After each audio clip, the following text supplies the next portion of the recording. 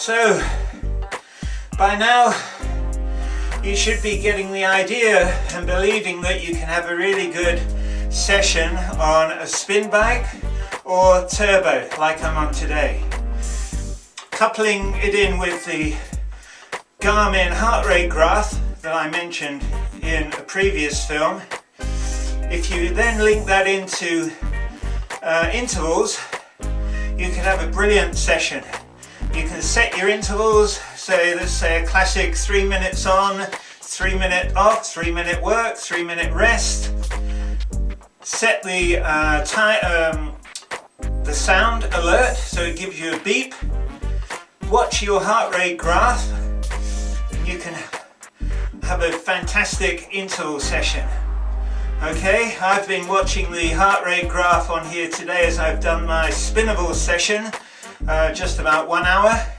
It's made me work harder. It's made me keep my heart rate in a certain zone. I've always trained with heart rate.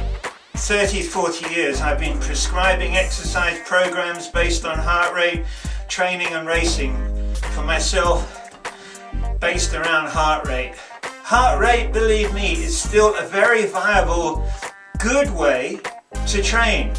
Okay, if you realize that it does have limitations, which I have mentioned in another film, what we call heart rate drift, cardiac drift. So on a very, very hot day, your heart rate will go up as the body works harder and harder, trying to cool itself down. It can't because of the heat, so your heart rate goes up as well.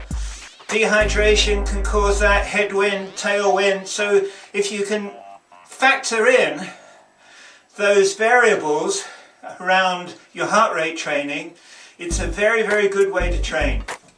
Okay, everyone's gone power crazy, and power is always the same. Remember, heart rate is the physiological cost of the exercise. Power is just something that you are producing, all right?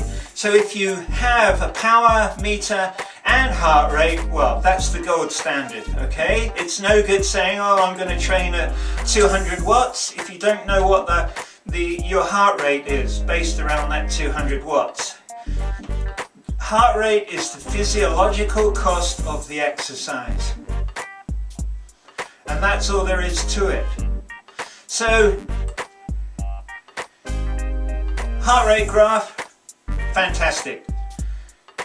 I have dyslexia, so looking at figures, normally I have my percentage of my maximum heart rate showing and my heart rate. But now with this graph, it's so much easier for me to watch, to look. I've got the whole screen set up for the heart rate graph, and it's brilliant. Alright, so there you are. Something else to think about. Remember, heart rate is the physiological cost of the exercise. If you can understand that, you're a long way into understanding how you train, how you are meant to train. So, that's it for now. Nothing else to say. Just stay positive, keep exercising, and smile. Okay, see you soon. Bye-bye.